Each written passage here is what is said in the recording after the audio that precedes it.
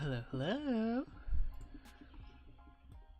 'Tis I, Alden, back to show you some more things about D&D today. I don't know how it's gonna go down because there is a lot, and if you can't tell by the stream title today, it's a little bit of a crash course because there's a lot of things to keep in mind, especially when it comes to what to do with your sheet once you've created a character sheet. And there are definitely other resources that'll help you understand all the different little pieces and bits. I can't explain better than them. I very much highly recommend looking at other video guides, articles, things like that. And the Player's Handbook is free on D&D Beyond should you have a free account with them, so you can always do that too if you want. But today I went ahead and pulled up a character sheet here. I'm just gonna go through some of the basics just so you guys can see what it's sort of about, what to look at, what to look for, all the different little notations and things like that. But I have some tabs pulled up just to help you here. Hi, Bickle. Glad you made it, because I'm actually looking at your character sheet right at this moment. I sort of, last stream went through just like a really quick, kind of sloppy introduction to it, and sort of walked through a bit about creating a character and what that's like. So I've yet to talk about all the little mechanics and things that we have here. That we will definitely go into a bit tonight, and probably in future streams, in case anyone wants to. I've already had some requests to start a campaign, to run some games, maybe do something like that in the future. I'm gonna figure that out. Hopefully we get enough people to do it. Maybe run a few practice sessions on or off stream, I don't know yet, and maybe we'll play a little. So hopefully you can see through my overlay, because my overlay is a little blue, so it kind of it may block some of the sections. I'll try to hopefully not need to move it around. And I realized that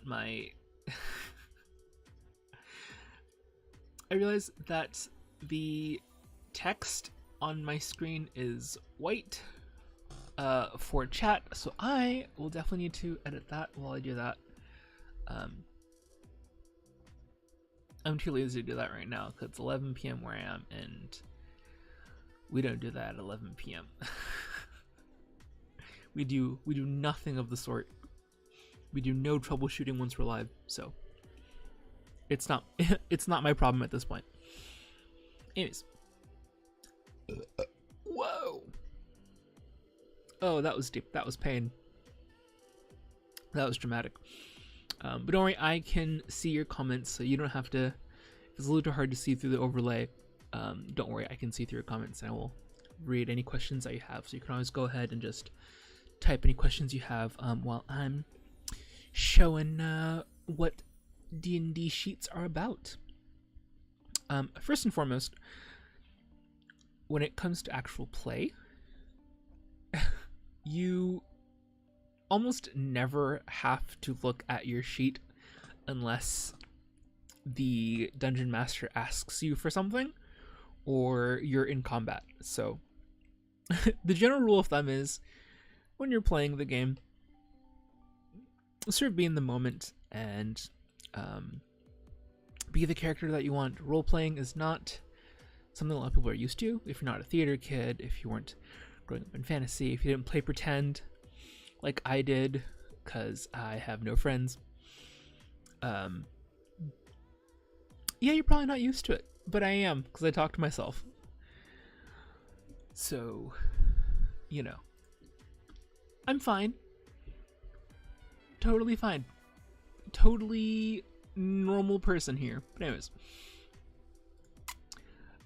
with that out of the way, I'm just going to go ahead and start us off with some of the basics here. A lot of character sheets will look something like this with a lot of different sections. There's a lot of, I mean, you can already tell, there's a lot of words here, a lot of numbers, a lot of things. And again, all of that usually only comes in during specific times. So you're not always going to be tracking a lot of things on your sheet. It's a role-playing game first and foremost. It's basically story time. You guys get together, and it's a very social game, which is why I love it. You're basically getting together with some friends or strangers and just having a fun story time together. It's almost like a campfire game. You just tell stories to each other. You know, one person's got to lead the rest of the story, but everyone gets to be a part of it. And when there are some actual game aspects that come up, you go ahead and then refer to the game sheet. So enough about that. Let me go ahead and show off what we have here. First of all, when creating your character, we talked a bit about your stats, all the things you're good or bad at. And those 6 major stats are going to be up here. If you can see my cursor, I probably shouldn't highlight that because it'll highlight freaking everything.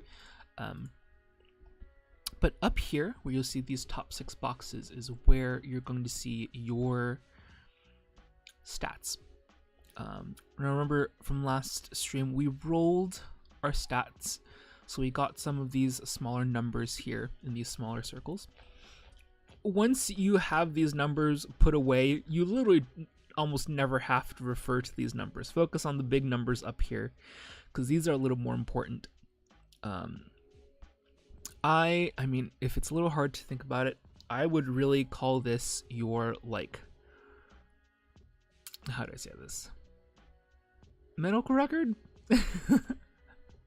Portfolio? Not too sure if I can find the right metaphor for this, and it's gonna bother me for like the entire friggin'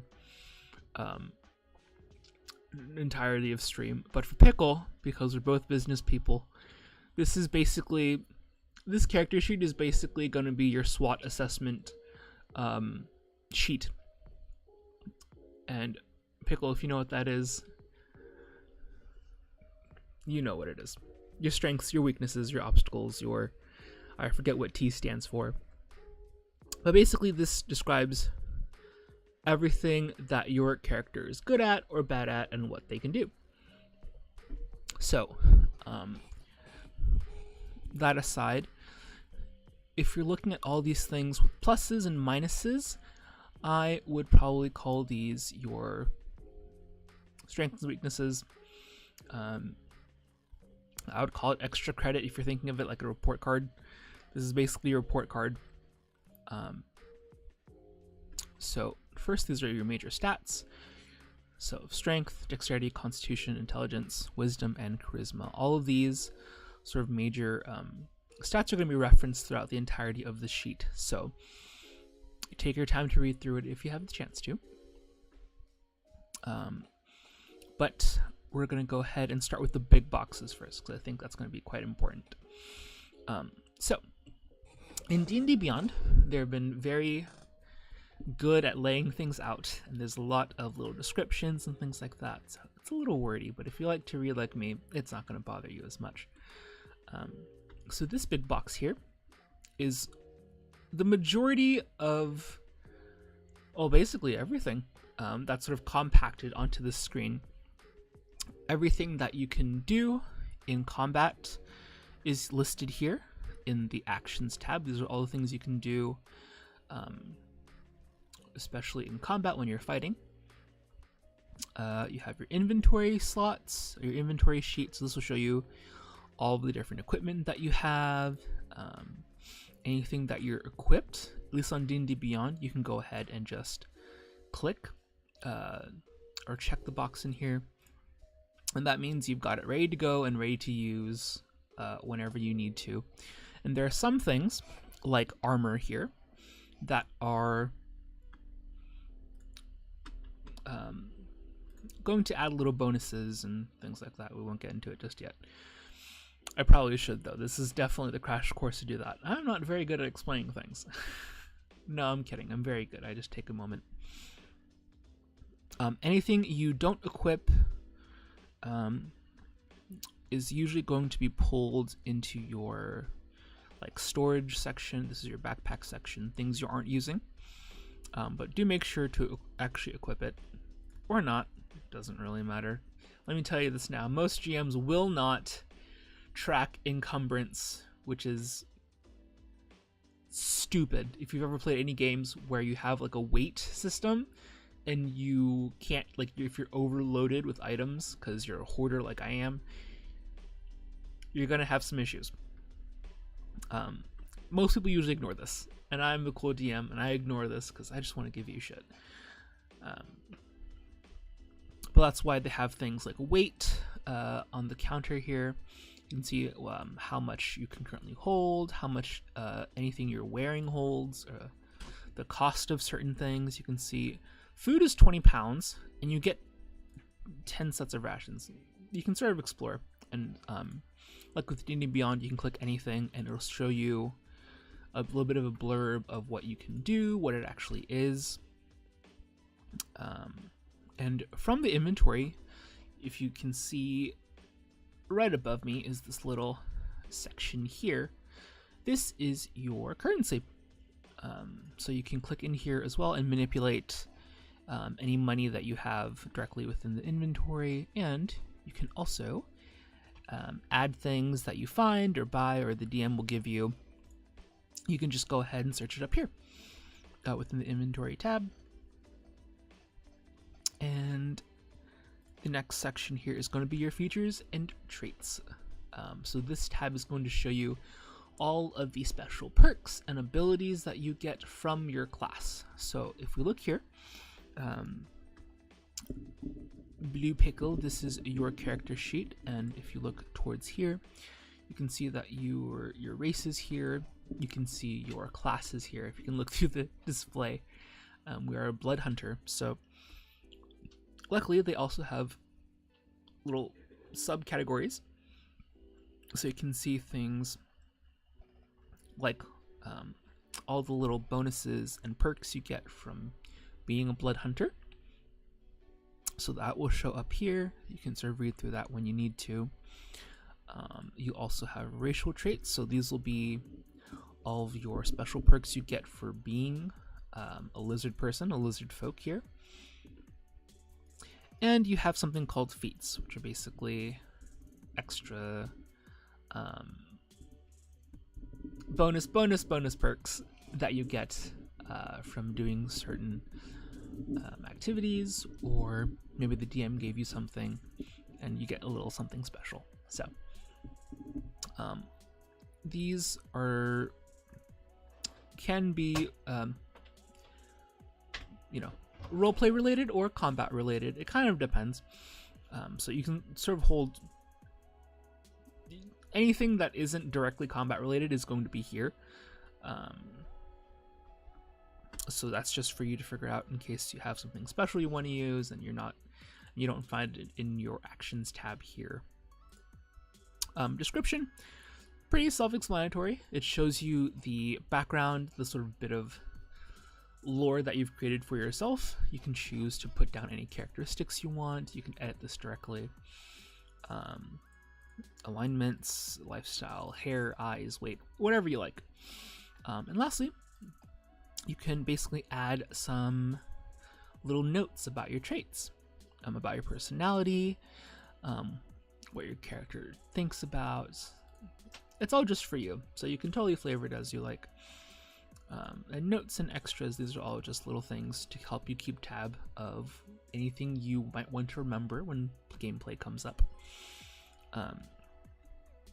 So I like to call this the main hub, the main square. This is usually what you refer to this section in case you are looking to do something. Usually you're going to look at this big square. Hello. Thank you for following, Roki and Valley. Glad to see you made it. Yes. You kanku looking motherfucker. Yes. It is very D&D. Unfortunately, I hope I can call you Roxy, because I feel close to you. Can I call you Roxy? I'm just going to go through a crash course, and so we're giving some of the newbies a bit of a seminar here. It's free, so don't worry about, you know, having to pay exclusive fees. Aw, thank you.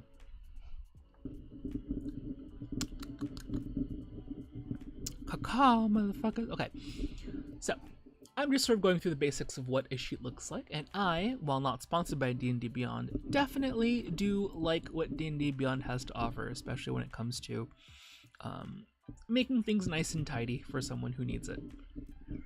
Remember people calling me Roki-chan? And that somehow doesn't roll off the tongue, but I like it. Ro-chan. Either ways. Glad to have you. Thank you for following. I don't have my alerts up because the stupid screen's in the way, but I'm not gonna worry about that. Any hoodle. Anything you equip from the inventory, mostly like weaponry. You see here we have your beautiful maul. That is just a regular maul. Oh, hello. You haven't played yet, and you already made your character, and you're new to D&D. Well, welcome. This is definitely the place for you. And again, if you have any questions, feel free to ask away in chat. I will try to answer them as best as I can. But I'll stop here for right now. Are there any questions so far to my students in chat? Hopefully I have not confused you all just yet. I would recommend not using me as your first guide, because I will definitely talk about all the wrong things when unnecessarily talking. So, okay, cool. Glad to hear that we're doing pretty good. Alrighty, yeah. Again, anything you need to do is going to be in this big rectangle here. It's basically all the list of everything that you need. Is a SWOT analysis only for battle? Not exactly. Ooh, you do know a streamer who I think is a DM. I love that. I mean, have DM'd for a few games. I'm okay at it. I don't have that much experience playing in total of D&D. I only started like in the middle of the pandemic, so I haven't had too much experience. But from what I've learned, DMing is hard. Be nice to your DMs. It's fine. Some of these things, again, don't come up unless you need to. Unless your DM will ask you if you need it. So don't worry about memorizing everything. It all comes with time. And for anyone who does use D&D Beyond or wants to use it, I'd recommend getting the app, because the app also it's good to use on your iPad or mobile phone or something, and you can follow along with me too. The layout's a little different, but all of the important information is there. So, moving forward. We are going to go ahead and move to this big, bad, long, and not so girthy column here. And these are all of your skills. So these are basically all of the non-fighting things that you can do in during the game. Using, yeah, if you're on the free account and using your phone, that's totally fine. That always works. I download the app on my phone too, because I like to use it. I just like to, you know, I'm not on my computer all the time. So anyways, if you're on the phone, you're going to see a section called skills. These are basically, if anyone has played Sims, these are basically all the little things you can use to interact with the world. So, you know, in case you want to do something, Let's say you want to convince someone to give you a lower price on something you're trying to buy. Maybe you're trying to get yourself a new maul because you broke it, and that was the maul your grandma gave you, but it's useless now, and you want to try and haggle a price. You would go into the skills, and your DM would probably ask you to say to roll a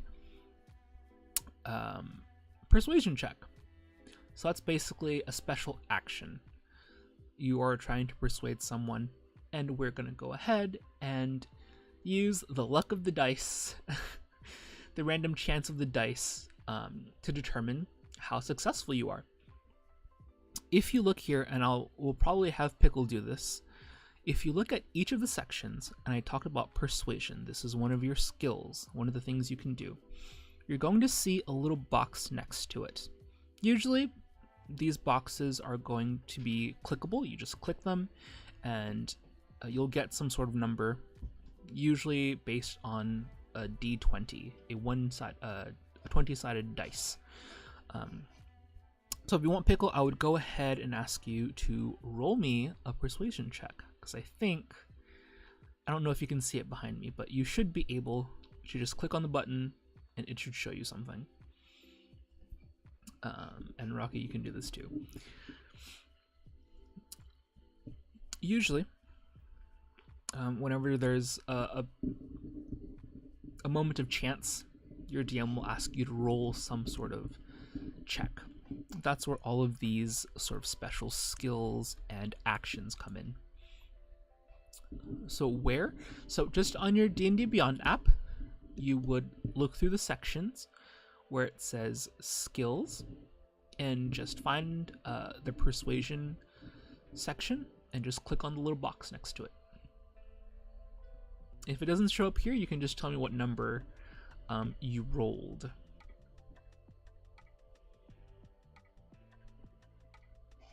Give you a second. And Roxy, you can do this too. Roxy, you can do this too. Just test it out. Just play with the screen or the sheet, and tell me what you get. Because hopefully you should see it here. The game log, if you're able to see, we'll do things here.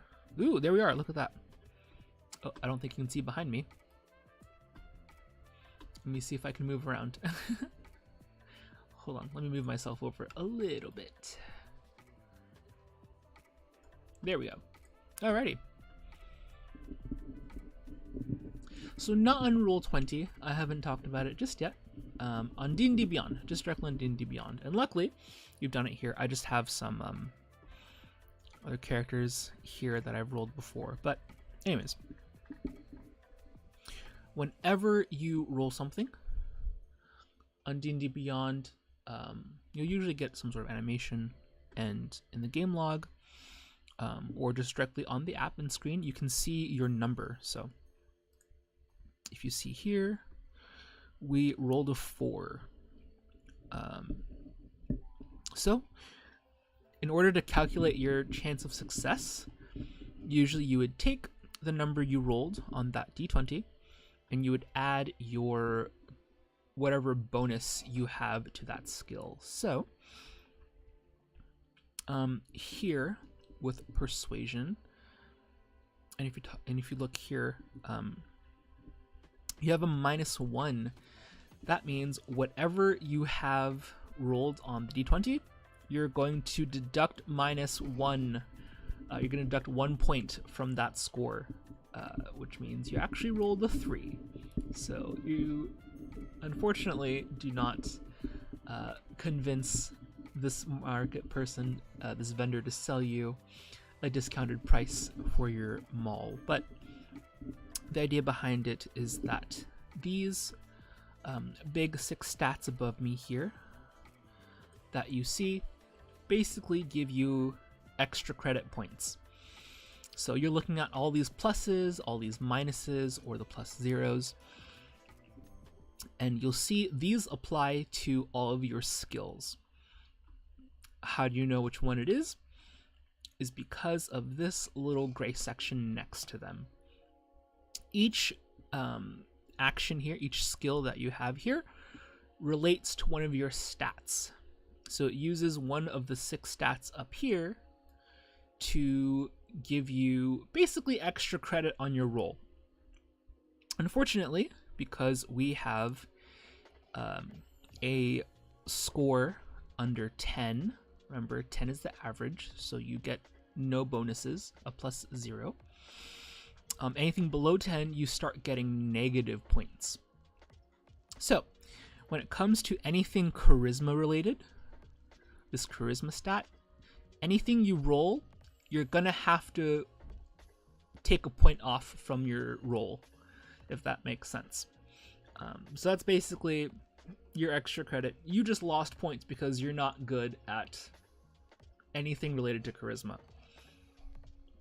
That doesn't mean your character is not charismatic. For anyone who doesn't know, charisma is your confidence, your charm, your things like that, your energy, your vibe, basically.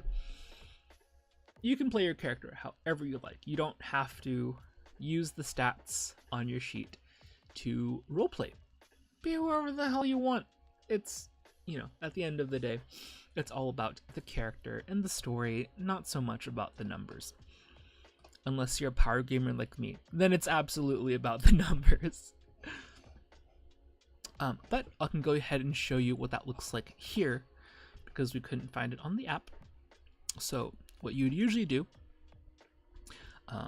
here you can go ahead and just click on the boxes next to the skill that you are asked to roll. It'll roll.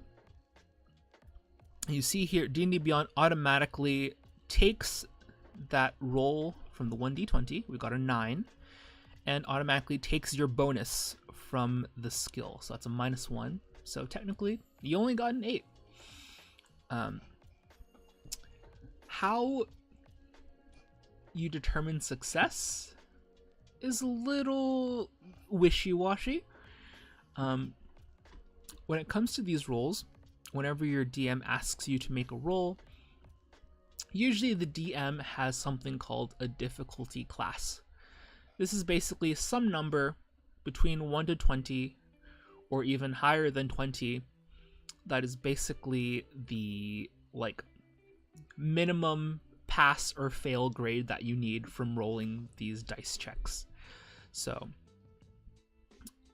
I would say like a 10 in between 10 and 15 is usually a pretty okay check. It's doable. That's definitely your your C minus grade. 15 and up, that's definitely your B range to A minus range on the dice, and anything above 20, 25 is definitely A. 25 and up is almost impossible. So your DM usually won't tell you what score you need to roll in order to succeed or fail. They'll just let you know depending on what you usually get. So any questions on that so far? Hopefully that's helped some of you. I'm trying to go slow so I don't confuse you all too much, but then again, there are some things that need to be explained and some things that probably don't need to be explained as much. So let me know what you think. Do checks sort of make sense to you? So these are skill checks.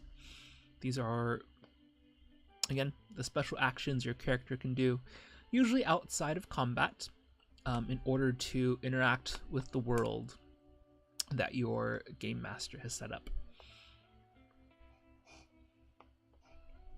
Cut off. That's what happens when I move myself to the side.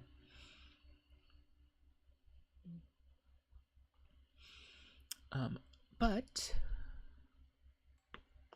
there is another little bit about the skill box here. On top of the stat that you use to give you your extra credit points, your bonus points, you also have this little dot next to it. These things are your proficiencies. if I can pull it up, proficiencies are also going to be extra credit. Anything that your character is really good at, usually you're going to mark the little circles here so that you know, on top of the whatever score you get, whatever bonus you get from here, your 6 stats, you get a bonus. This is extra credit. Usually this number doesn't change outside of leveling up. As you level up, you get even more points because you're more experienced. So anything that you are proficient in means you can add this sweet little number. Usually in low levels it starts at +2. You can add this +2 to whatever little marked skill you have here. So if you remember Pickle, and you can find this back in the main box here in features and traits, you can see something called proficiencies. So remember, proficiencies are things you are really good at. So things you are good at here are investigation. Yeah, you found it. Glad to hear it. Anything you're really good at.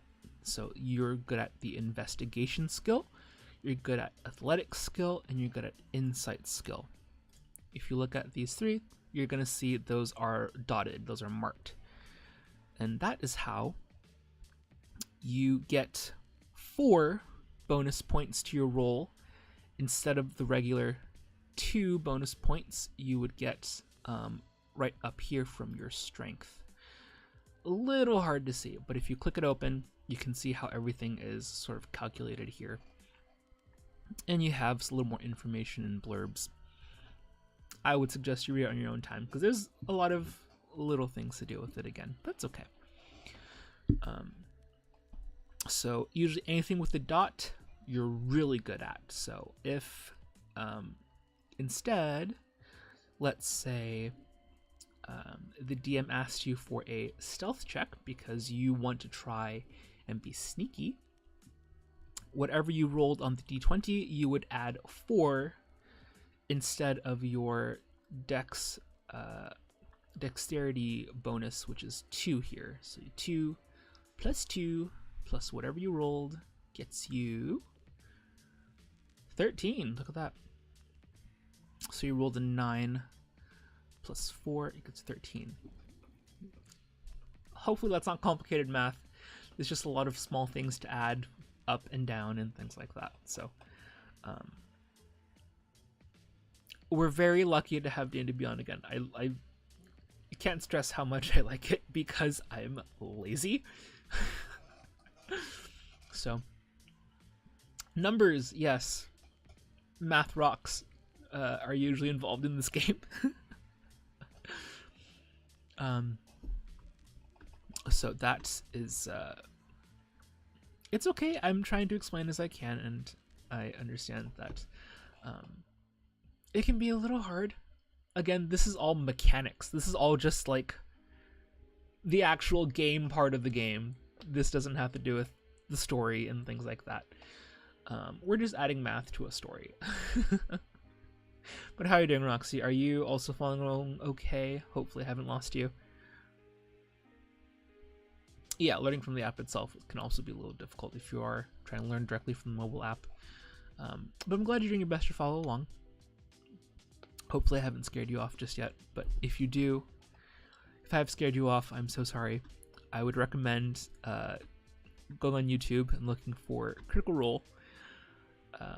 Their channel has something called Hamburger Helper, which basically has little tidbits of info to help you look at all the different little things that you need for your stat sheet. So don't worry about it too much if you don't get it. You can always rely on your Dungeon Master to help you out on that. That's nothing to worry about. Anywho, I'm probably boring people because I haven't got to the actual play yet, which is usually a different thing. find a lot of YouTubers too. Yeah, absolutely. There's plenty of guides. If I'm not doing a good job, you can always find a different one. So, from there, so you have your main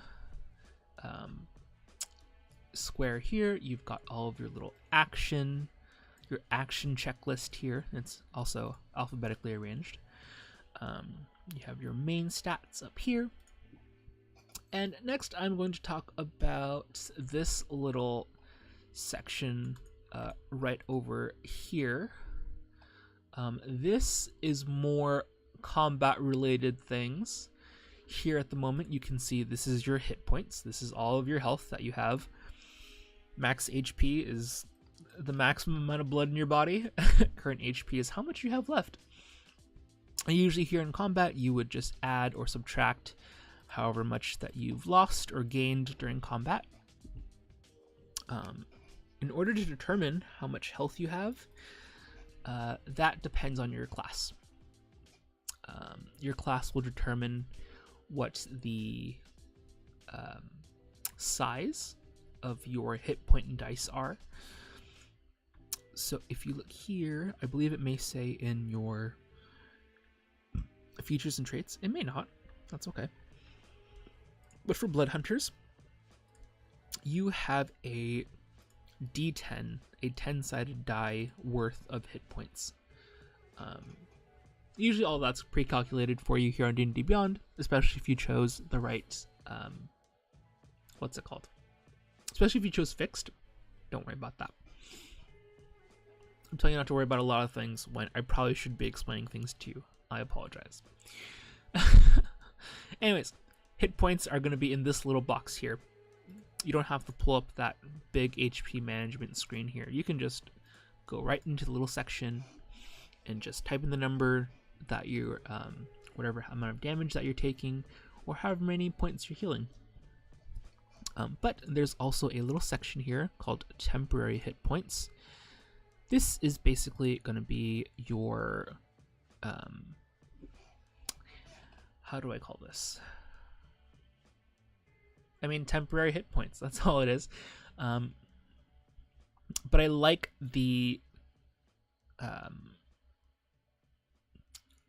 to say it? I like the analogy that Joe Craft made on his guide to D&D character sheets. And basically what he says is temporary hit points are like tight, like X-Men suits. If you've seen the new X-Men movies, they always have skin tight suits.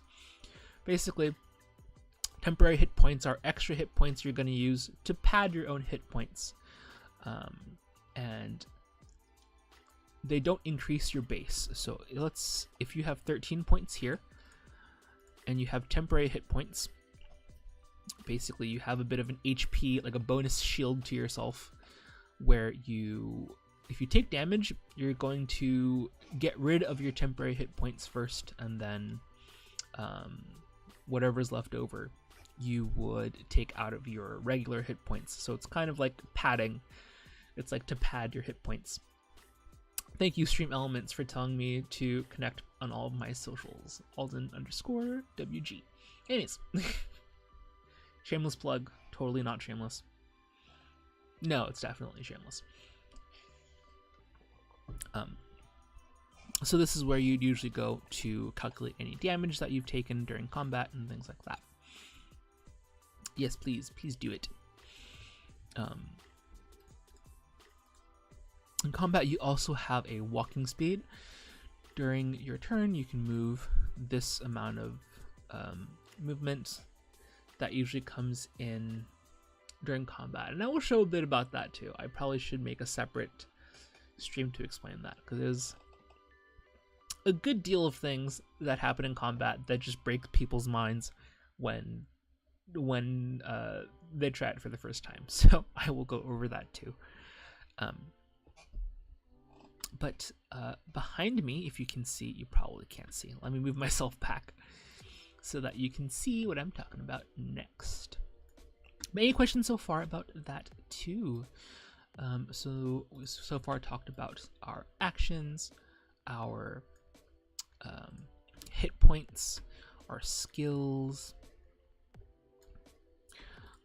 all of our features and traits and inventories and things. I'm going to move on to the left side of the screen next. Yeah, absolutely. I can go ahead and recap. You want to recap? Yeah. I can recap it.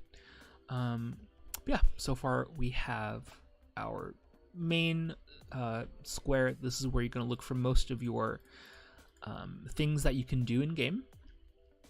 The little column next to this is all of your special activities you can do outside of combat.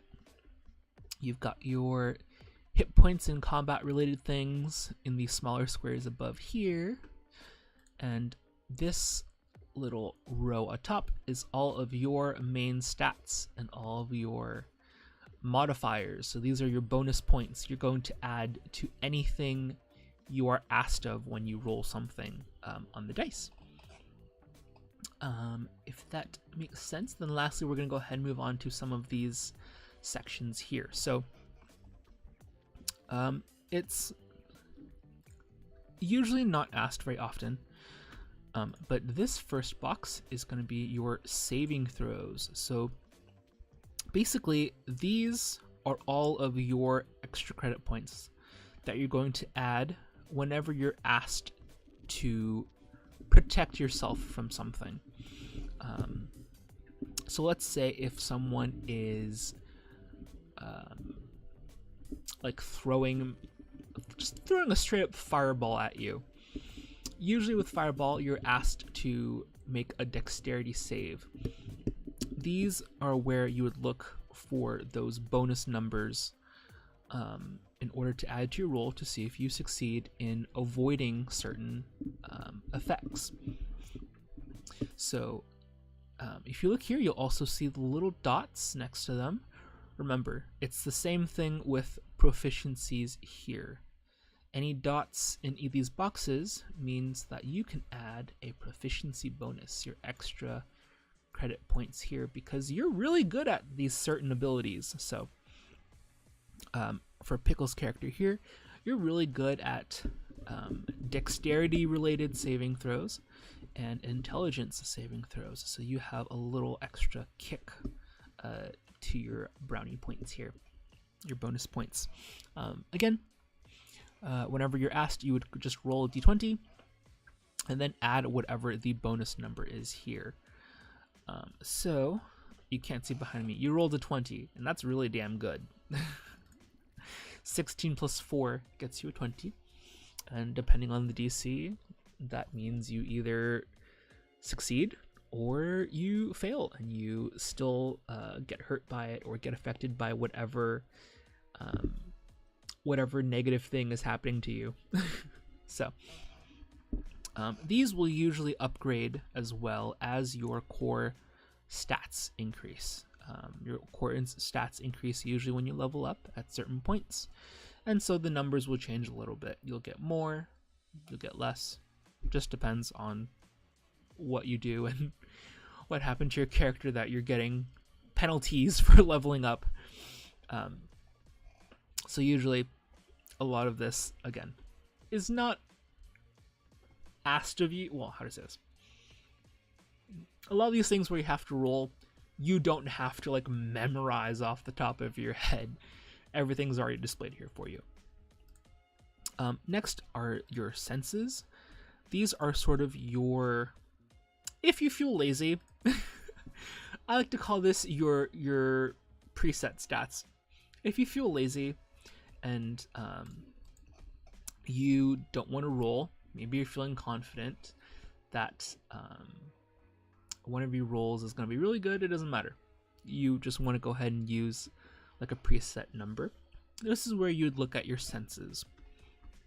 So your senses relate to specifically how in tune you are. So here we have passive wisdom. This is your passive perception score, passive investigation, and passive insight. So basically, these are the scores that you would use if you were not actively looking for something. How am I trying to explain this?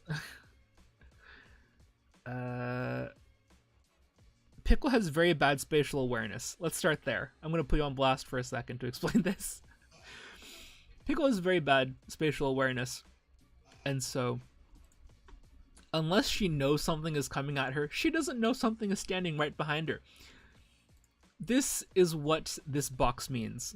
Your general not paying attention senses.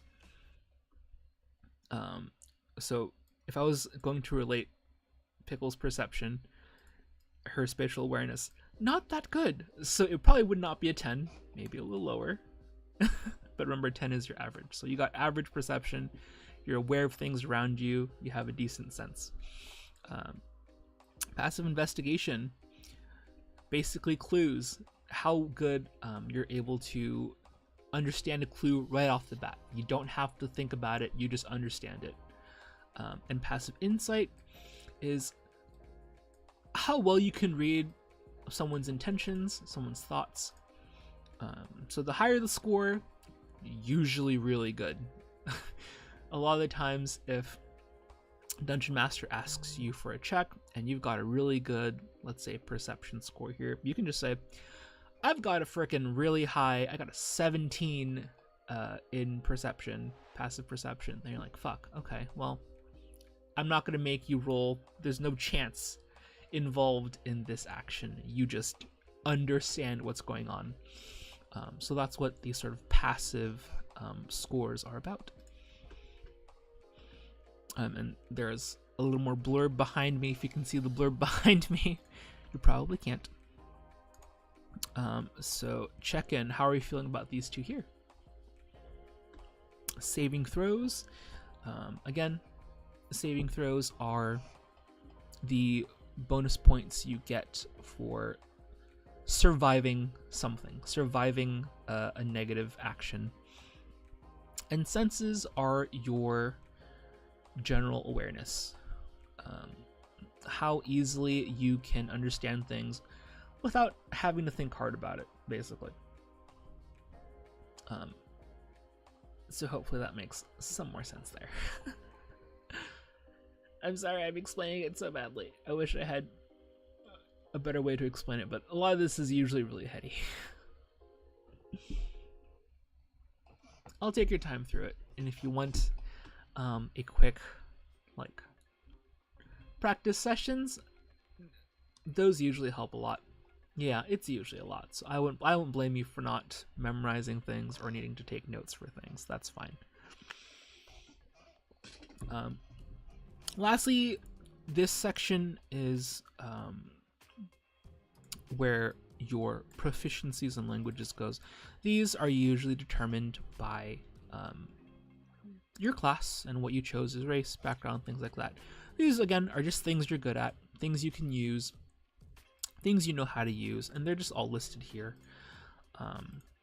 So in this case, for the class you chose, the Bloodhunter class, you can use certain types of armors, you can use certain types of weapons, you can use these tools, things like that. Usually, again, you won't be asked this, you won't be asked if you're good at something unless you're asked to. Or you won't have to memorize it unless for some reason you're not using a sheet. Then that's just torturous. Could you imagine using all this info and not having it with you? I would probably not play the game if that was the case. So it's pretty much the gist of it. It's a little hard for me to explain because there is, again, a lot of this is usable in combat.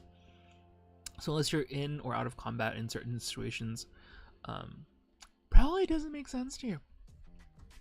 So I've gone ahead and also pulled up this here. So this is Roll20. Roll20 is a virtual tabletop. Usually in games like this, you would, in D&D, you'd play together as a group. You'd sit around a table, and if your host is very fancy and has the money to do so, they would usually provide a map for you to actually see your environment and help you understand what the hell is going on in this in the world that you're looking at. So We have a virtual tabletop instead. We use online maps to show you the environment, what your character might be looking at, what they're going through, things like that. Let's see here. I have rolled a few here already. I may have to move things back and forth very often. Yeah, it's alright. You can do chores. You're doing chores. You're very diligent to be doing chores at this time of hour. I think I would get a sandal to the face if I started rearranging my furniture. Yes. Is this a map of the world? It can be. Most DMs will provide a full map of the entire world. This is like a region. This is not, I would consider this a battle map. What country am I from? I'm here in the US. So yeah, I'm on the West Coast. That's the most I will deign to tell you, Roxy. So all you need to know is that I'm the latest time zone. So whatever time I'm doing, just know it's late as hell for me. But hey, Australia, glad to see you. Glad to have you on board from Australia. Lots of love from them. I haven't been to Australia. Not sure if I will. But yeah. PST is the latest, period. So it sucks for me. But if I lived anywhere else, I'd probably be a lot happier with it. Instead of streaming at like close to midnight at this point.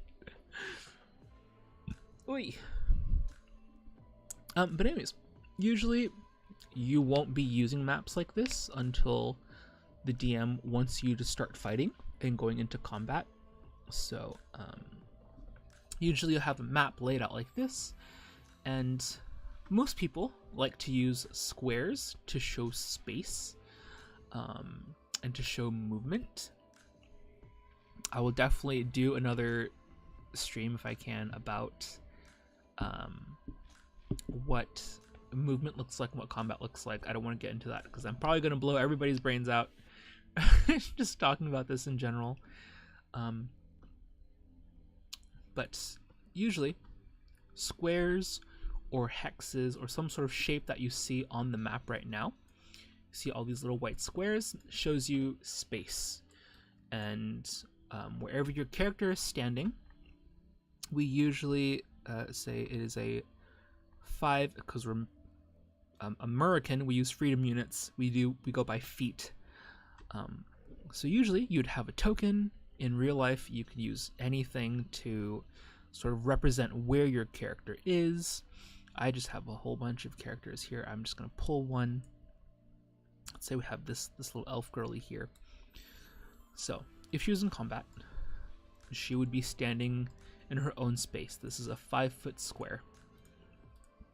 And if you remember back to your character sheet, you have something called a walking speed.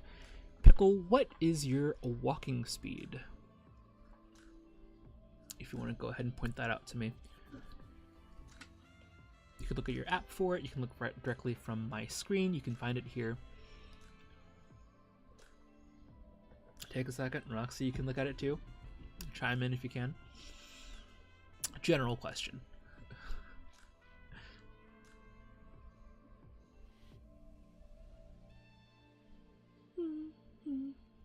What time is it in Australia, Roxy?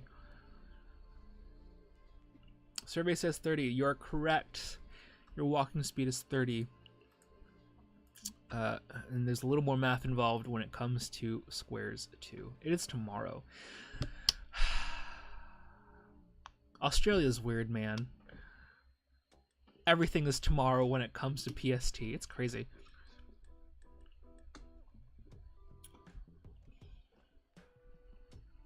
It probably is the afternoon, I believe. Nox is also from... Oh, that's a shame. I would just use your computer.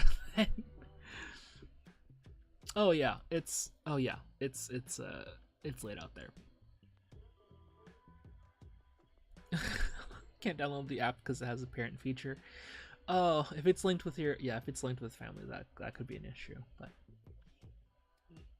that sounds like a personal problem. Anyways. Yeah, no, that'll be difficult. Yeah, usually you can have access on the app or directly from the computer. So if not, then you can just use a physical sheet.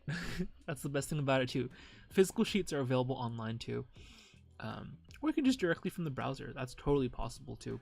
You can just go ahead and just use the website, and that could also work too. Might be a little congested, or probably not. I think it's pretty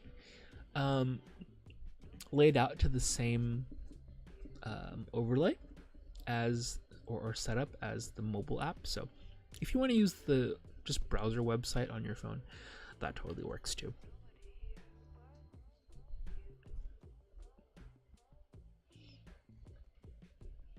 So you can definitely try it that way. Anyways, movement. So if each square is 5 squares, what the fuck did I just say? I'm gonna try again. I've not had much sleep. Sorry. So I mentioned before that each of these squares in the map is, I don't know what I said. What? If each of these maps are, yes, movement. So you have 30 feet of movement. That basically means in one round of combat, usually this is a turn-based combat. Not everything happens right away because you actually need to track what people are doing. So when it's your turn, during your turn, you have up to your movement speed of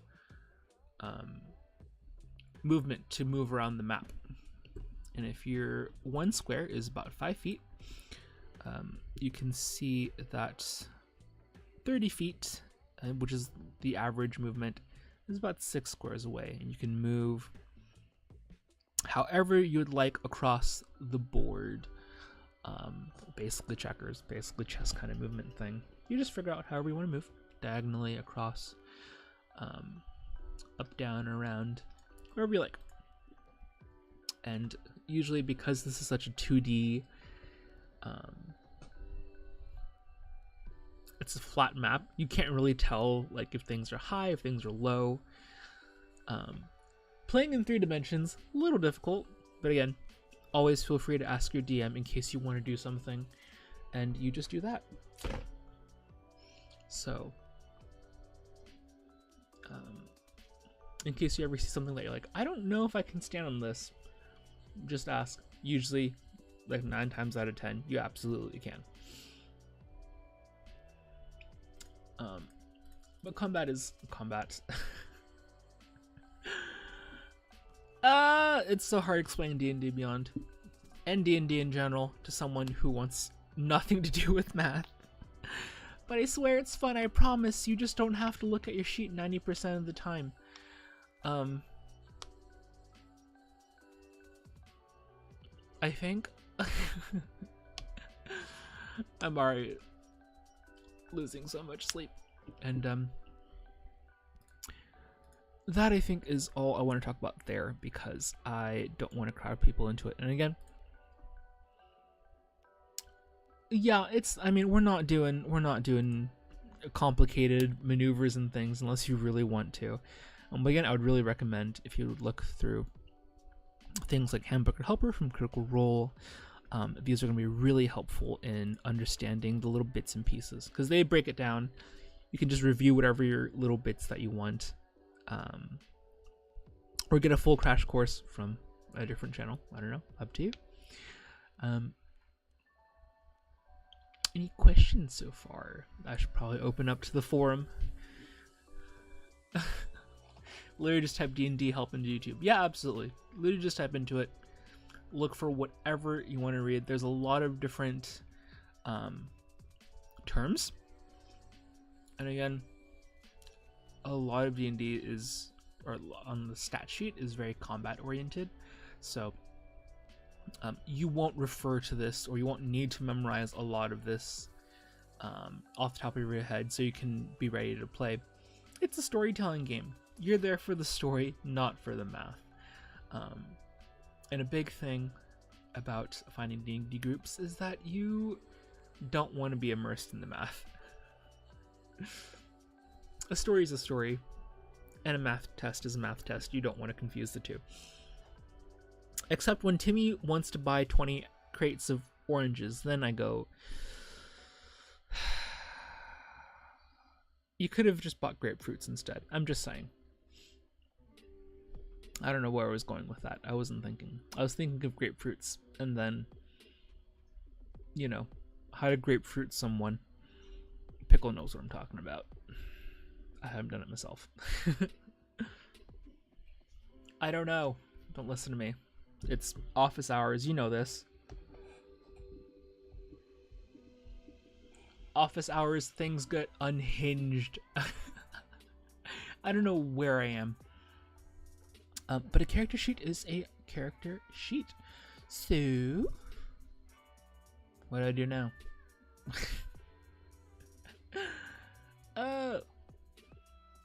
I think I'm going to go ahead and actually show you some of my characters that I already have here. And I'm going to tell you this now. Again, I will show you this sheet. Doesn't do much. But let me tell you, you can learn about combat. Yeah, absolutely. If you want, I can go ahead and talk a little bit about combat. I was trying to talk a little bit about it here. But let me go ahead and show you here. I will probably go through Roll20 itself, like how to use this website on Roll20, what you need to do in order to properly use little tokens and movement and all things like that. I'll explain that in a different time, or you can just go to Roll20 and, you know, play through the tutorial. Anyways, with this here, I don't remember where the, there we are. So usually in video games with combat, unless you're playing JRPGs and things like that, you're not going to be like taking turns like Pokemon, just taking turns, like fighting back and forth, right? But here, that's absolutely required, because when you have like 2 or 3 different enemies, you have to keep track of what's going on, who's doing what, where are they going. So this is where we'd introduce something called initiative. Initiative, and where it says turn order, initiative is basically what order you're in. Whose turn is it? Who gets to go first? Who gets to go last? And all of that is determined again by a initiative roll. So if we want to go back here, back to Pickle's character, usually when your DM wants you to start fighting something, or the chance of fighting something comes up, your DM will probably ask you to roll for initiative. So initiative is basically whose turn is it in combat. Again, initiative here is already marked. You can just click on the button where it says initiative on your screen. It'll roll for you, and that number is your placement in the order. Usually, the higher it is, the earlier you get to go in the turn of in the whole round of combat. So your bonus here from initiative, this +2, this bonus points, comes from your dexterity. So dexterity, whatever this bonus point is your initiative bonus. So let's say we want to go ahead and have you roll. I'm going to move myself over once more, because why the hell not? So you can see a little bit better. I'm really skating around the map today. Anyways, so when you start roll for initiative, you're going to determine your speed, basically. If you're going to outspeed your opponent or not in combat. So we're going to roll. So again, whatever you roll on this d20 dice, and your initiative bonus means you're 4th. So that means you're going to be pretty far behind. I'm just going to use this little token that we have here. And so she is 4th, which means she is probably not going to move very fast in combat. She's not going to have a chance to do things early on during the fight.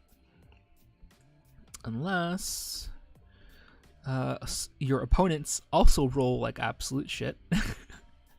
And they're even slower than you in the turn order. You don't know. Let's throw let's throw a froggy down. I like froggies. Let's say we are gonna fight this dude here. This enemy is gonna go ahead and do the same thing. Roll a d20, add whatever bonus they have to their dexterity, usually located on their sheet. The DMs usually take care of monsters, so you won't know a lot of this. Whatever you have on your sheet is all you usually get to know. Because why would you want to know everything about an enemy? That kind of takes the fun out of it.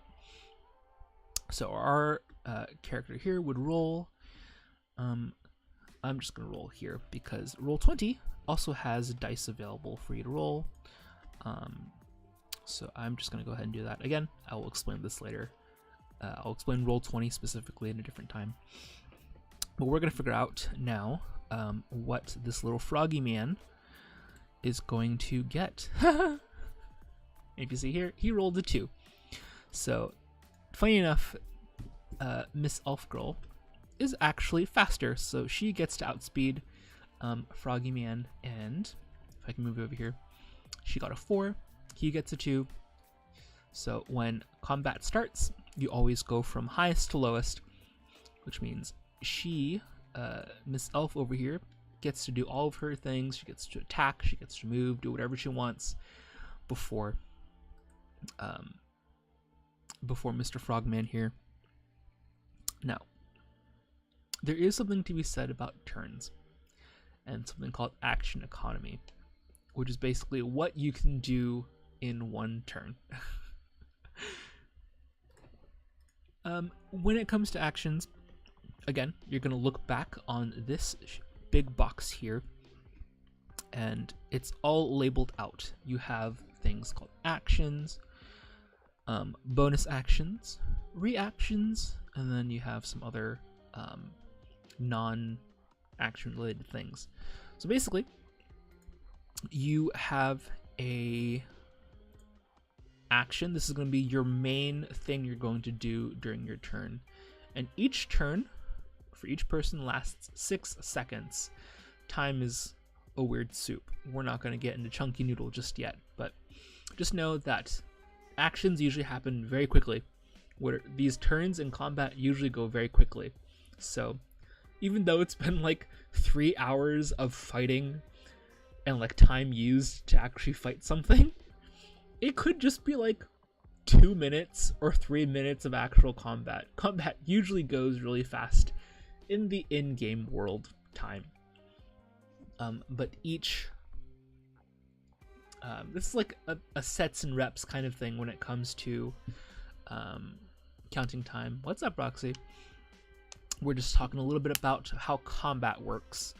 I'm just sort of going through the basics here with turns and rounds. Turns and rounds are like sets and reps in the gym. Turns are how many reps, how many times you do something during a set amount of time, and your set is the total amount of time you have, right? If anyone doesn't remember PE, good, because I don't do it either. So during your turn, you have 6 seconds to do whatever you have available. Actions, usually this is going to be your big thing that you can do, whether it's attacking, whether it's something else here like casting spells. Luckily, D&D Beyond has listed these sort of types of actions you can do. This is your main action, your big thing you can do on your one turn. Your bonus actions are going to be, I like to call them like setup. Your setup actions. So bonus actions are things you can do on top of your big one action you usually get. it'll also say how many actions you have available during one round. The bonus actions you can do on top of your main actions, which is why they're called bonus actions, if you don't know English. Don't worry, I don't know it either. Usually, a lot of the times, these are things you can do before you attack to help you do extra damage, or if you want to heal, or if you want to do whatever additional thing you can do, sort of squeeze a little more utility out of whatever you're doing. And reactions. Reactions are basically, well, reactions. These are things that you can do in response to something happening. So reactions usually won't come up. Again, action economy, just as complicated as actual money economy, but no one's actually broke. So checkmate capitalism. Anyways, no need to get political here. Or economic here. I don't know. I didn't get a college degree in economics. Pickle can vouch for that. So during your turn, you have these three things available. Again, reactions you can only use to respond to something. Respond to something that's happening. Actions, your main thing that you want to do. Bonus actions, all of the minor things you want to do on top of that. And don't forget, you also have your walking speed. So you can do any of these three things during your turn when it's your turn to fight. You can move first, you could attack first or do an action first, you could do a bonus action first. It all depends on what you're trying to do. So usually you'd have your 6 seconds. Let's say Miss Elf here wants to move. She can move first.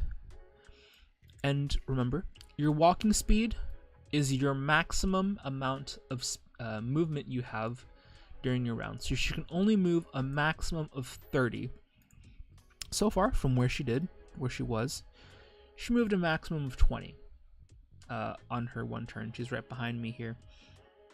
She can then use an action to do something, bonus action to do something, and she still has left over that 10 extra feet of movement. So she can, after attacking, after healing, whatever she wants, she can continue to use up the rest of her movement to keep moving that total 30 feet. And then that's it. And then the turn moves on. And then it's Frogman's turn. Same thing with him. He also has a set main action, the extra actions, his reactions, his movement. So again, he can choose to move anywhere he wants, if he can move through it, and do his things and stop at the end, or continue moving, or just move and stop, however far he wants to go. And you don't have to use your actions if you can't, or if you don't want to. You can just go ahead and say, I'm going to skip mine, and or hold my action, and that's a special term too. All these burps are trauma. The pain of combat. Sitting in 4 hours and almost dying. Flashbacks. Hopefully I've not lost you because I've almost bored myself trying to explain. I don't know how I learned D&D. This is not the way I would learn D&D. But I'm glad for the two of you here, Roxy and Pickle, who are trying to learn from me. Thank you for being patient. Any questions so far about combat and what you can do? So these are sort of the major things you can do. Move, your main action, and a extra bonus action. How did I learn it? I originally watched other people play the game, and I sort of took my time to read through the books too. There's a lot of books. If you play in, IRL D&D, there's a lot of reading to do. And a lot of reading you can usually skip if someone else can teach you it. A lot of it, again, I learn a lot through experience and just like following along and doing like practice. So I did a lot of practice, and I sort of just picked up from watching people do it. Yeah. So it's all turn-based. People can jump in, and is combat a free-for-all? Basically, is it turn-based? Yes, it's absolutely turn-based. Everyone sort of lines up and takes their turn and do whatever they need to. If it's a free-for-all, yeah, absolutely. There's no... you can choose to target whoever you want, although I would highly recommend not targeting your allies, because that's PvP and usually doesn't go well unless the game is PvP. Whew. Excuse me for all the popping sounds. I'm playing with my very cute Office Depot ruler bracelet that I've been playing with for a while now, because I fidget. Well, yeah. See, I mean, people don't realize this. You may turn on your allies if you want. Usually that's a no-no unless you want to. Yeah, and usually you take turns. Combat is usually the longest part of a game, of a D&D session. It's why a lot of the times, in general, D&D is played for like several hours. Not only just for the role playing and the story, you know, you have enough time to play the story, but usually combat takes a while because there's a lot of things to keep track of. So, and you have to take turns, so you have to memorize and sort of be ready. Not that you have to be. Take your time if you need to, but usually once you get the hang of it, you understand, okay, I need to do this, I can do this, I can do this, I can do that. And usually combat starts getting a little easier as you go. But speaking of other things to know in combat, do we feel comfortable with learning about the actual actions you can do? Because you can do quite a lot of things. The best part about D&D is the creativity. You don't have to stick to things to your sheet. It's not a very structure heavy game. While there is a lot of structure that we've talked about in like the past hour, you don't have to follow it all by the book. So why don't we go ahead and take a look here at our character sheet. Back here, you have your actions. Remember, these are your big things you can do once per turn. For now, let's look at all the weapons you have here. Again, you can find them in your inventory. Make sure you equip them, or else they won't show up in your actions tab. So, at the moment, we have a crossbow equipped, we've got a maul equipped, and we have our fists in case you just want to smack someone. And for Pickle's character, because you're a lizard folk, you also have a special bite attack. Usually, these are your attacks you're going to find here. You can do a certain number of times. I'm going to start with our maul here. So,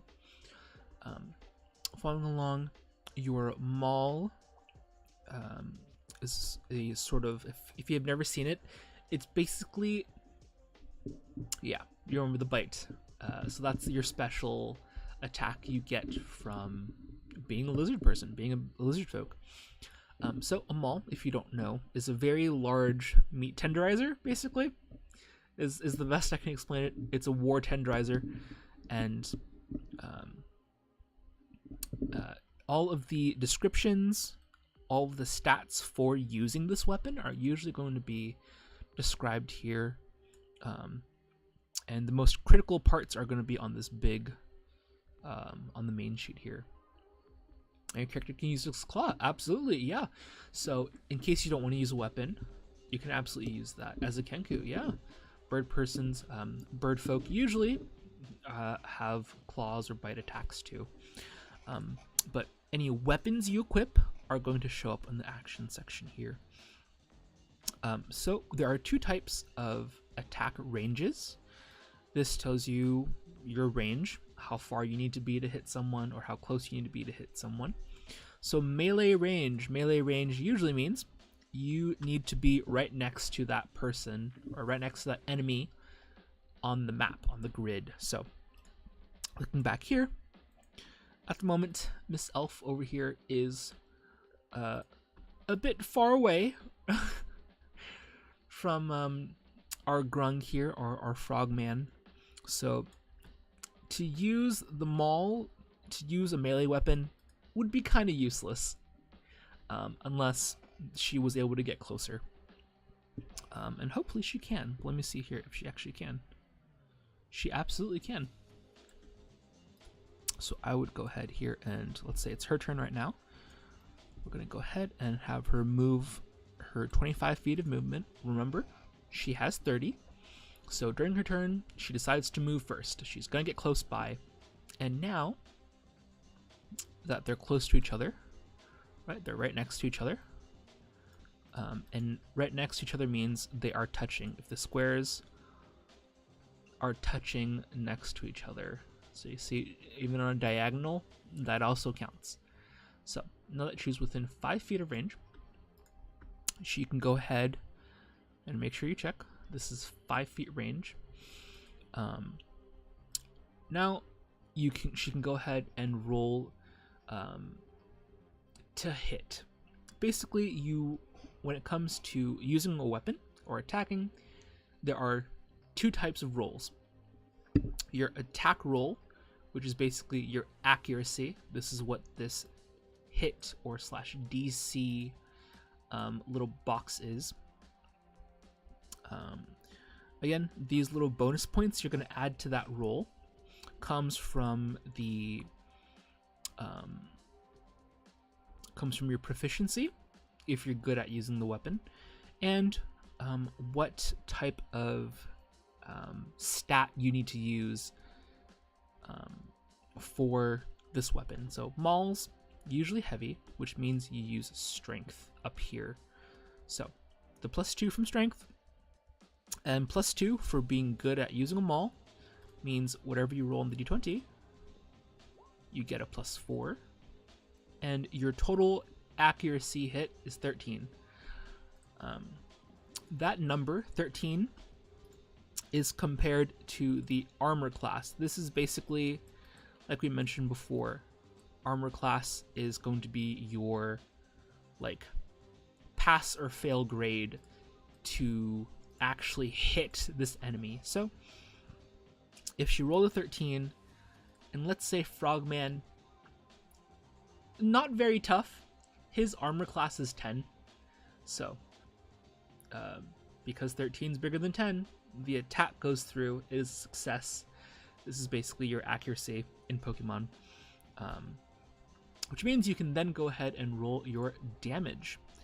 So your damage is also going to be right next to your accuracy, your 2 hit sections, and it'll tell you the size of the dice. So how many sides are on the dice here? These are d6s, your regular 6-sided die. This crossbow here is 1d8. That means when you do damage, you roll 1 of this type of dice, basically. So for a Maul, you actually get 2d6. So it's going to show up here. I'll roll it now. Okay, so you got a 1 and you got a 3. That's 4 points of damage on the dice. And you get damage bonuses. So whatever stat you use for this weapon, how does this? So whatever stat you use for your accuracy bonus, you also get for your damage bonus. So that's why we have a +2 to this damage, is because we used strength, our +2 in strength, to make this attack. So that means we did in total, I believe, I just pulled it up here, 6 points of damage, and then the DM would go ahead and deduct the points from the enemy, and we usually tell you if you're close to killing it or not. And you sort of just keep going until you hit 0. Hopefully, not you, Roxy. So hopefully that helps a little bit here. I know you're busy with chores. What weapon would you recommend for an artificer? Now this, in terms of builds and how you want to play, totally up to you. Almost any character you think of can use any type of weapon you feel like describing. It would just depend on your dungeon master if they're okay with you using some sort of weapon. For artificers, and Pickle, if you don't know, because we didn't explain this, one of the classes is artificers. This is basically your Iron Man. Artificer is the Iron Man class. You're basically Bob the Builder. So artificers are a little complicated. I wouldn't go into them because there's a lot of micromanaging with artificers, but this would depend on your specialty, your subclass. Artificers can be close range, they can be in melee combat, you can be in kissing distance and fight pretty well, or you can prefer to be ranged and stay a little bit further away and keep yourself safe. For the most part, I've seen a lot of people prefer a ranged build. They prefer staying away. They're not trying to get in the heat of battle, they're just trying to help you from a distance. Not exactly Nox, like the other robot guy. So Nox's race, his character's actual race is a robot, but he did not choose. It's basically your job, if that makes sense. A class is your job, right? So your Pickle, your lizard character is an exorcist, a very Victorian goth exorcist. That's his job. That's her job. For Nox, who we made yesterday, they are a robot, but their job is to punch stuff. So they're doing stuff. Artificer here, again, crossbows are also very good for that. So yeah, basically it's your profession. Your class is your profession. So on LinkedIn, you would say, I'm an artificer, or I am a monk, I am a blood hunter, I'm a barbarian. This is your class. This is what you do, basically. So yeah. And then if I was going to take the business example, because we're both business people, your specialties are your specialties, right? Basically, if you're an artificer, you're a builder, right? You're creative, you're crafty, and you have special subclasses, you have specialties, right? So are you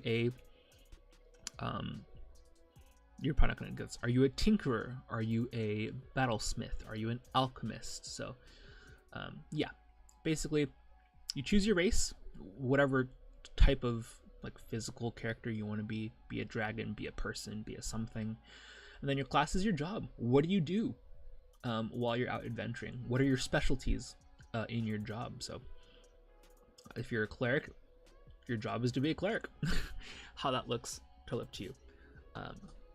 Sorry, long way to answer around your question, Roxy. For a physical artificer, or a ranged artificer, use whatever the hell you want. Artificers, I think, are actually really cool because they're really versatile. And any class can be versatile. You can build and style anything you want with it. Alchemist, see? So with an alchemist, I'm going to talk a little bit specifically about this Pickle, so tune in if you want. You may not get all of it. Again, you're basically a pharmacist, which means you get access to Severus Snape's potions class. You can make healing potions, you can create explosives if you want, you can create poisons. But I believe as an alchemist itself, you're not going to be very tough. You're not going to have a very high defense because, again, most of the artificer class relies on their crafts, whatever they make is like their power. So as an alchemist, your potions are going to be like the biggest thing that you can use in combat and out of combat. In terms of Pickle, right? You wanted to be a fighter. We're an exorcist, right? You're a ghost slayer specifically, so you're going to be really good at fighting spirits and other things, dealing with spirits, undead, supernatural stuff. So it kind of makes sense that you would be tougher, right? Your class is built to be a little tougher. You have more hit points, things like that. But as an alchemist, build them however you want. I believe you don't have heavy armor, so you can't wear really heavy protection. I think you'll have medium armor as an alchemist, unless I'm wrong. But that is, yeah. So that's sort of the difference between a species, the actual character you're playing, and then the class, the job that your profession. But yes, back to combat. To sum up combat, combat is done in turns and in order in rounds. During your turn, you have the chance to move around. You have the chance to use an action, use items and things like that, or respond to something if something negative is like about to happen to you, something bad is about to happen to you. And that's usually the basics of combat. It just sort of goes round after round.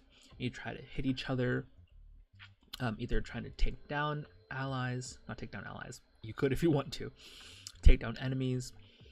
And you don't even have to actually fight in a quote-unquote initiative order or combat. Whenever initiative is activated, usually it just means now's the time where something time sensitive is happening, and we need to keep track of this. So if you're fighting in combat, that's pretty important. You want to keep track of time. You want to make sure things are happening. You're not gonna like lose focus, right?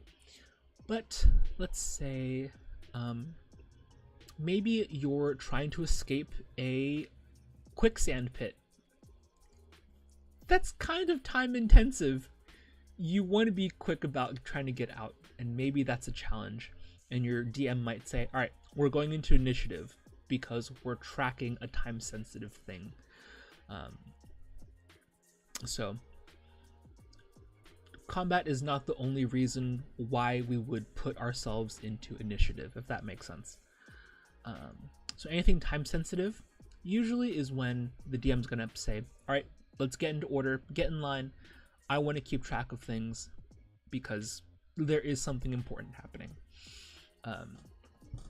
So that's sort of the basics of, or the action economy, the sort of cycle that using initiative and combat goes through. Good question here for Roxy. You want your artificer to hit hard. Oh, I do want him to hit hard. To be hard to hit like dexterity. So yes, this is a question that has to do with armor class, your defense score basically. Everyone's base defense, I'm like throwing 75 different mixed metaphors. Hopefully you all can understand. Everyone's base defense is 10. That's average. You're not wearing any special armor, nothing. This 10 is going to be your base armor, your base defense without anything on. Then, if you wear armor, you get a bonus number of points. Your armor will tell you how many points you get. And you also add your dexterity bonus, that plus number you have here in dexterity. That'll be 2. So 2 plus 10 plus Pickle's special ability, which is natural armor. You get a +3 without wearing anything. So your total defense is 15. So in this case, let's say it's the frog's turn, and he's got a stick, and he's gonna whack us with it. And if his accuracy dice, his 2-hit attack roll gets you 15 or higher, it's a success. You are going to take damage, and that's how you calculate it. So usually the rule with armor class and defense, if it meets the number of defense, it beats it. So if it meets the number or goes over it, you are going to get hit. You're going to take damage. Anyways, to go from there and how to be more difficult to hit, this has to do with a combination of armor, like what type of armor you have, any features you have, and how high is your dexterity. So again, if you're looking at armor class, remember, you're always going to have 10, and then you add your dexterity, and then you add whatever your armor says. So for a higher class, if you want higher defense, usually that means wearing stronger and tougher armor, heavy armor. So if we go here in inventory, where you can look at armors and things, you're going to see each of these have a, it's a little hard to see here because I'm trying to pull it up now. Each of these have a sort of armor type. So medium armor, you have heavy armor, you have light armor. I believe it's somewhere else here too. Usually heavy armor is going to give you the most amount of defense, right? Heavy armor just makes sense. Medium armor and light armor are going to give you less. But here's the thing. With medium and light armors, you get to add your dexterity bonus. So a little hard to explain, but basically whatever points you're lacking from not wearing heavy armor, you can make up for it by adding your dexterity, if that sort of makes sense here, right? With heavy armor, if you wear heavy armor, this becomes heavy armor sets your defense to a certain amount.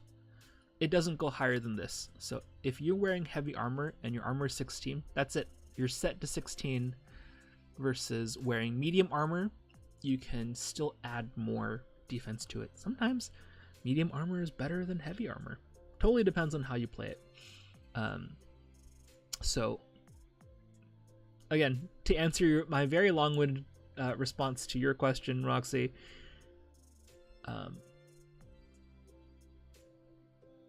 in order to increase your AC, pay attention to the type of armor you can wear, and if the armor has any special qualities to it, because there's also such things as magical armor, magical items. They can do a whole bunch of different things too. So again, armor class depends on how much dex you got and depends on what kind of armor you have. So those are going to be the two biggest things in order to make yourself really tanky, and give yourself a higher chance of blocking whatever the hell's coming at you. Does that make sense at all? Because I'm trying to explain to both of you like you know what I'm talking about. So this is why I can't be a professor. I would explain 30 minutes into it and then the bell would ring. But I'd be a great professor, because then I would like have to give everyone passing grades because I talk too much. Hopefully that helps a little bit. Again, if you guys have any questions, just let me know. How do we follow that pickle? Did that kind of make sense? Did that do something for you? Are we kind of there? Do we understand defense? Do we understand how to attack, how to block, kind of thing?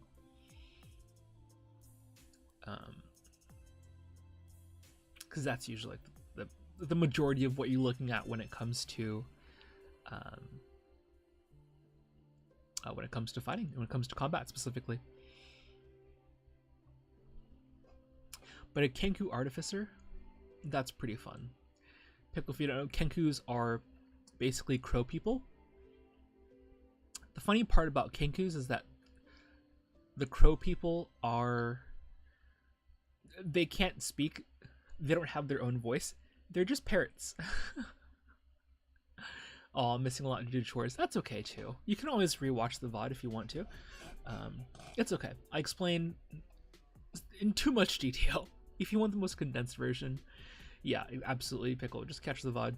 If you really want the most sharpest detail, again, I would go to other YouTubers, go to other streamers. This is the most intense breakdown I could possibly think about. That hasn't burned to the ground just yet. But yeah, I would probably explain spells here.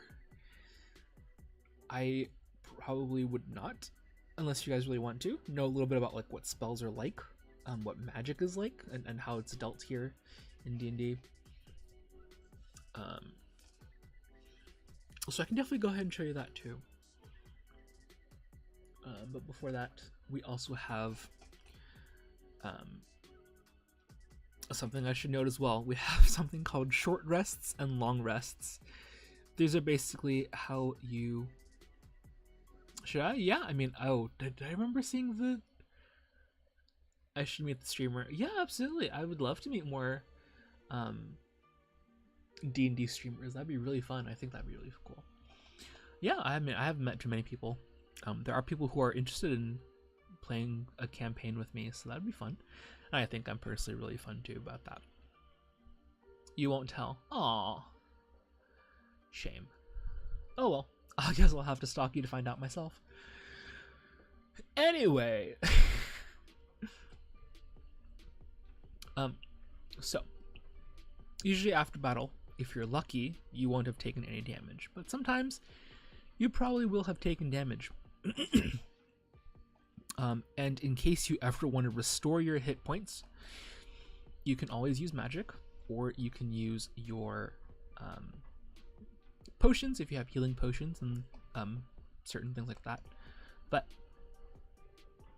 there is also periods of time where you need to naturally recover your health. So that'll be a short rest and a long rest. So short rests here is a period of time, at least 1 hour long, where you just chill out, let your body sort of take a break. And when you take short rests, this is where that dice size we were talking about from your class comes in. It's basically a break, so you can't recover all of your hit points right away. So instead, you're going to recover some of your hit points by using a hit dice. The size of your dice depends on your class. So for Blood Hunters, you have a 10-sided die. That's a decently big die, because you could get up to 10, or you can get less points depending.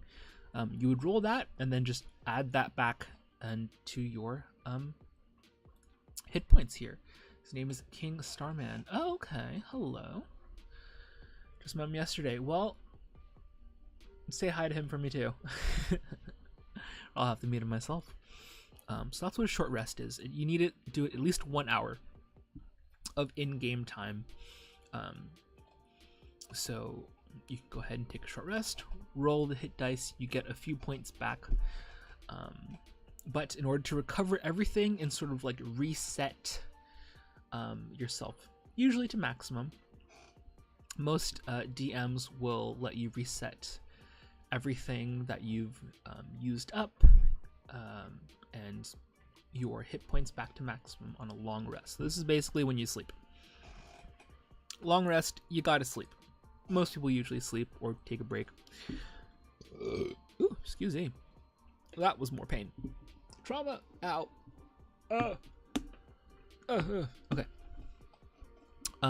In game, you need at least 6 hours of actual sleeping or resting, and you can be awake for 2 hours, but you can't do anything else. You just gotta chill out, take watches.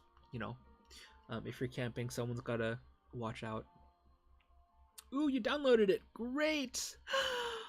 Oh, that'll be really helpful. because a lot of the layout here is really spread out, but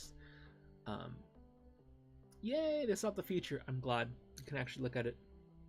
That's beautiful. Again, I do think if you don't have a computer, absolutely do just like use the mobile app, because it's sectioned off too. Whatever you see here is broken down into smaller pages. Pickle can probably attest to this, right? You can see that like each of these sections are separated, so it's not gonna pop your head off like it did with me when I first looked at a regular sheet and was like, what the fuck do I do here? So that is resting and how you recover some of your special abilities, because if you look here, luckily we're on features and traits.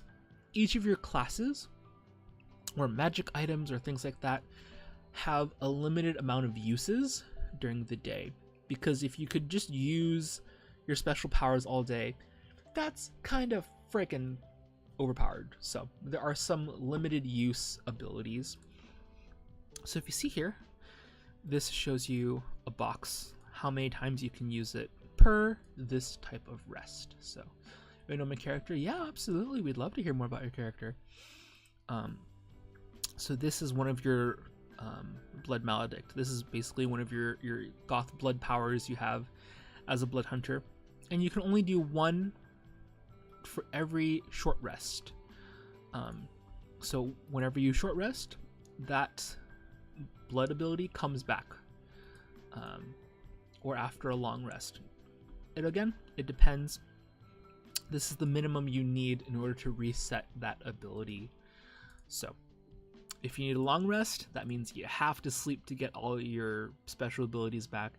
If it needs a short rest, you just have to take a break and you're good to go.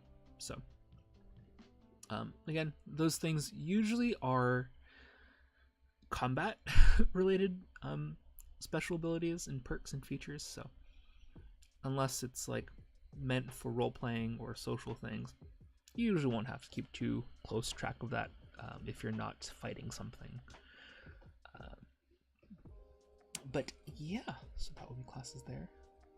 Ooh, let's see here. Splinter Virgil, a Kenku with an artificer weapon as a quarterstaff, sickles, and potions. Absolutely.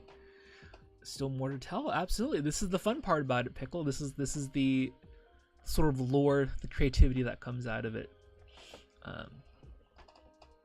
So basically a bird plague doctor, which is great. I love that. Skip the mask, go for the beak. Beautiful. Give him an accent if you want to. The role playing is the big part about it.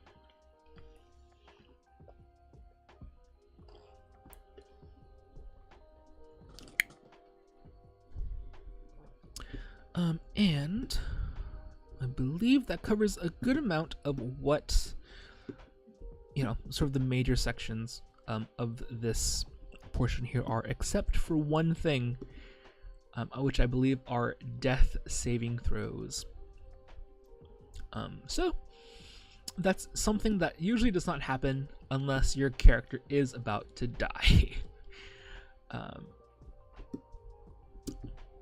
So remember, with saving throws, like we mentioned before, saving throws, let me go ahead and move myself across for a second so you can see what I'm talking about here. Let me see here. Nope, not that. Alright, oh, here we are. Try to move things over. There we go. I'm like having to move myself up around so much.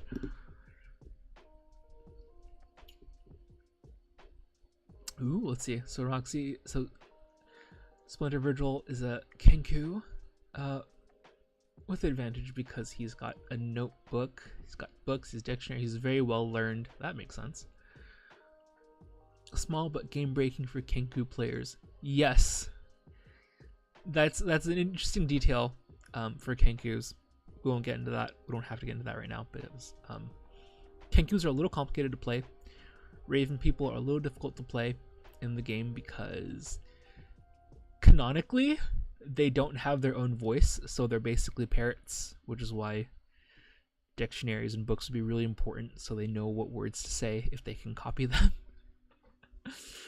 You're basically just a recorder, and it's really funny. If you want to do accents, you can. I usually don't. That's hard to do. But death saving throws for when you are about to die. There's usually a 3 strikes and you're out rule for death saving throws. Once your character is dead, that is it. The character is gone. They have passed, and you your time playing that character has come to an end. So from there, you would have to work with your DM and probably have to restart, create a new character to rejoin the party so that you can continue playing. And from there, you'd play your new character. But remember, with death saving throws, and saving throws in general, saving throws are whenever something negative happens to you. So usually, again, you would look to this saving throw box for anything related to, I don't know where my cursor is. Where's my cursor? There we go. Is my cursor back? There you are. So again, this little box here is where you would find all of your bonus points to add to saving throws. But with death saving throws, they are a special type of saving throw that you do not add any bonuses. Whatever you roll, that's your total score. So, for example, let me go ahead and move back here so you can actually see what that looks like. I'm sliding across the screen today. Woo! Okay. This is a lot of exercise for me. My fingers are tired. That's what he said. Anyways, so we're gonna go ahead and unalive you for a second, Pickle. I hope you don't mind. So, more chores. That's all right. Go ahead, take care of your chores. So, Pickle, we are at death's door. We are at unalive door. Population 0 for now. So, when this usually comes up, this usually means your character is unconscious. You don't know if you're about to go. You don't know if you're going to make it. It's very soap opera, very dramatic. Usually on your turn, once you're unconscious or when you're down, you can't fight, you're going to roll a death saving throw. You have 3 chances to succeed and 3 chances to fail. If you fail 3 rolls, character's gone. If you succeed, you survive, you're back to 1 hit point, you barely escape death.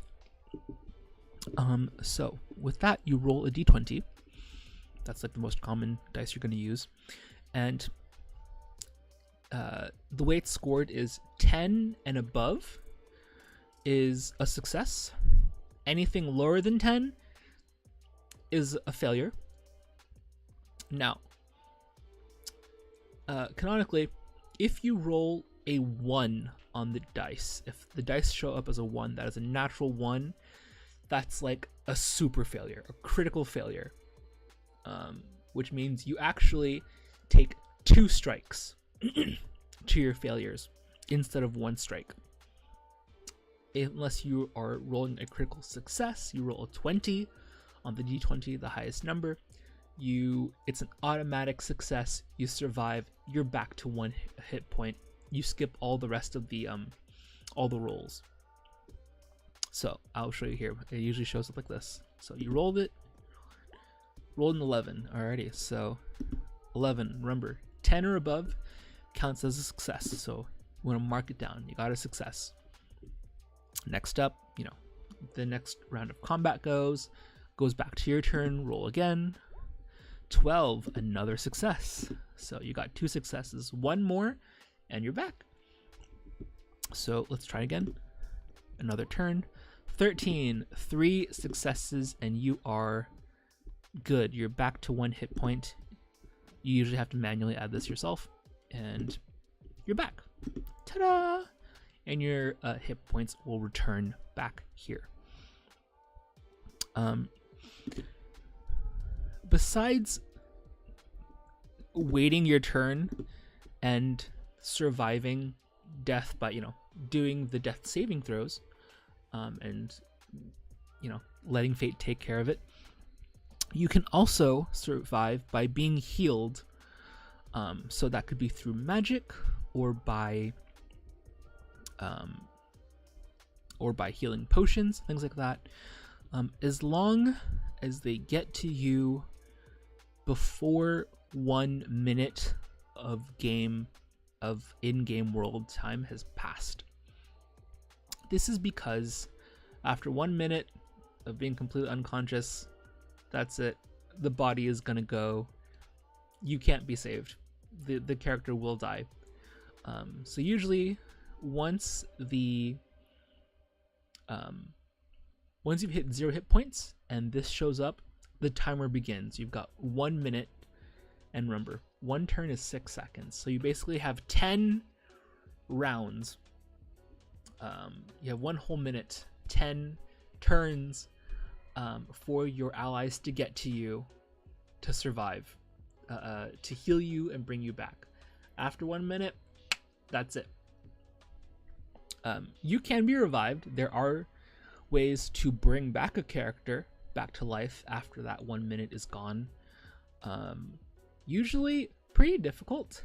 So scenarios that involve resurrecting and bringing back your character, that totally depends on how your GM, on how your dungeon master wants to deal with it. But usually when your hit points go to 0, you roll your death saves, see if you survive, or if someone can get to you and heal you before your minute of time is up. And then you have a death-defying experience. Let me put you back to health here, so I don't feel horrible about killing your character before you played. And those are going to be all of the little sections. Again, a lot of this gets better, a little easier to understand in combat itself and during play. So I would recommend just taking a second to sort of poke around, see what does what, read up on descriptions on how to do them. Follow some YouTubers, they've got plenty of details, and I know a lot about them too. I'm just not as good at explaining as I thought I was. So hopefully that was educational and hopefully not brain rotting, because that definitely took a lot out of me too. And for anyone who is interested, probably you, Roxy, and you, Pickle, I can probably, if you'd like or be interested, I could do sort of like test sessions, just little sessions to sort of show you. They're not going to be like a full 4-hour, 3-hour, 4-hour length thing, just like either on stream or maybe even off stream. Just review little bits and pieces with you guys. Maybe I'll even make little like shorts about it so you guys can learn about it too. That would be interesting. I just have to know how to talk under a minute. Nah, that's impossible. We'll see how that goes. But other than that, that is a sheet. And I won't go into magic and spells yet because that's kind of interesting. When I mean interesting, I mean haha. This is hard. There are some classes that there's some magical classes that can be really intense, really complex, and there are some classes that are very luckily sort of streamlined and condensed, and you get like just a little bit of magic to play with. So that totally depends on what class you're looking at and what you want to play. So hopefully, Pickle, you understand what death saves are. Basically, your last chance of surviving a fatal death to your character. 3 strikes, you're out, or someone heals you, or you get revived within a certain amount of time, and you can continue playing your character. If not, RIP. We'll have to celebrate you over a White Claw, and well, a new stranger is gonna join your group of adventurers. You never know. I hope you guys have been hearing the music okay too. I hope I haven't been talking too loud over it. Because the music is good and it's copyright free.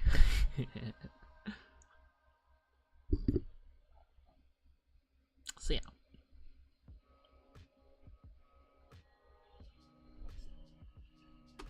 And other little marks, you'll see these green little marks here. That totally means something else. We can go over that another time. Is there anything you want to review a little bit? Anything you think you might need a little more help on? It can be a little confused in case you need to.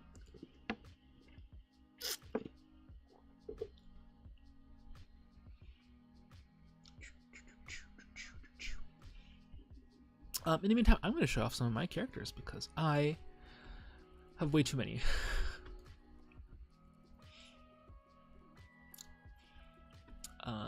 I literally have 40 some odd characters in here.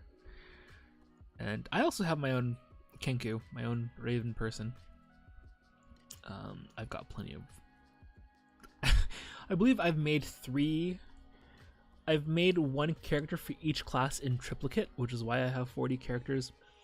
There's 14 classes if you include critical role classes. So 14 times 3 gets me 42 classes, 42 characters. It's a lot, but I have a problem and I need help. By that I mean someone to play with me. Usually in terms of levels and characters, your maximum is level 20. That means your god tier status, you're on the top 1% of OnlyFans.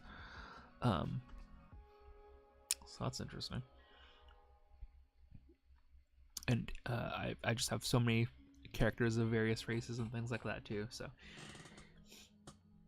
the interesting part about them is sort of finding the personality that you play with them, because it can be a little awkward when, you know, you have to be the character instead of someone else voice acting and being the character for you. And it's a lot of fun. You know, you get to sort of explore a bit of things, explore different ways of thinking, perspectives, things like that.